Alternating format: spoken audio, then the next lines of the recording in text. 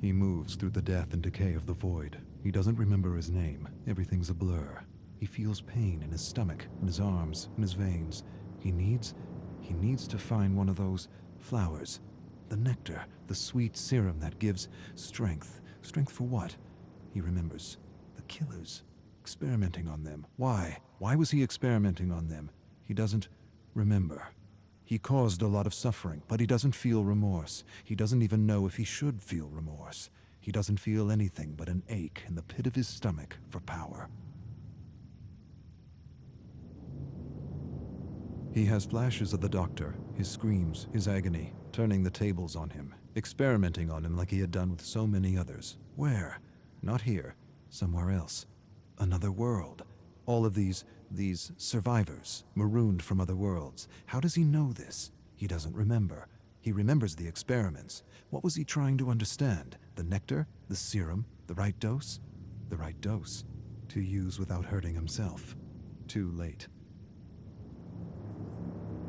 He feels the hunger. Not for food or drink, not for talk or fun. For a flower, a single flower, for serum. He knows the entity is watching him. He knows it, feels it inside his bones.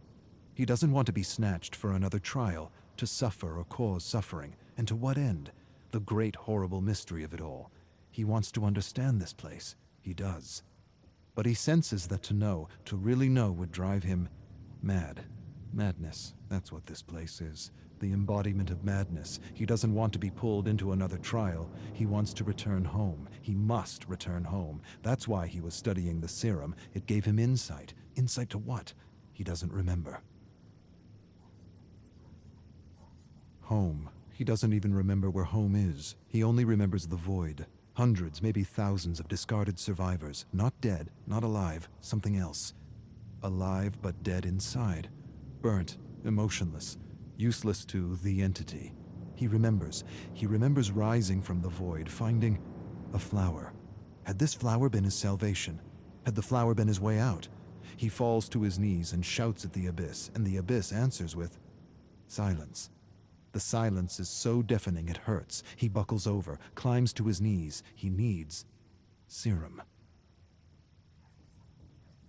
He's lost. He doesn't know where he is. He sees things like tentacles reaching out for him from the fog, and he knows they're not real. None of it is.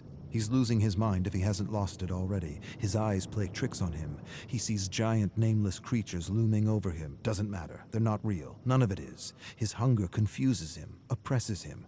He'd do anything for that feeling again. Anything. Even return to the trials. He would.